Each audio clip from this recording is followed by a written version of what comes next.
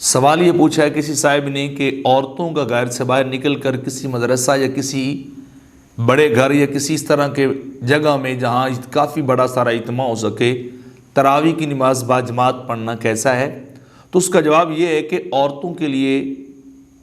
تراویح کی نماز باجماعت پڑھنے کے لیے گھر سے باہر جانا یا کسی جگہ اور جو ہے وہ کسی ہال وغیرہ یا مدرسے وغیرہ میں جمع ہو کر جماعت کرانا یہ مکروہ تحریمی ہے،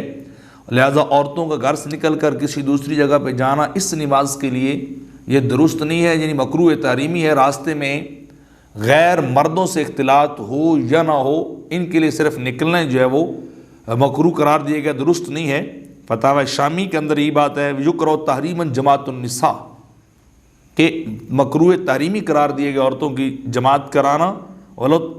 تراویح فی غیر صلاۃ جنازہ کہتے ہیں تراویح کی نماز اور نماز جنازہ کے علاوہ ہو جانی تراویح کی نماز کے لیے باہر جانا جو ہے وہ ان کے لیے درست نہیں ہے، تو لہٰذا عورتوں کے لیے زیادہ بہتر یہ ہے کوئی انفرادی حالت میں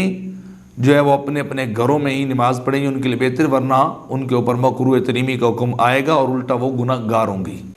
ایسی اور مزید ویڈیوز حاصل کرنے کے لیے ہمارے چینل پرو مظفر فرید کو سبسکرائب کریں۔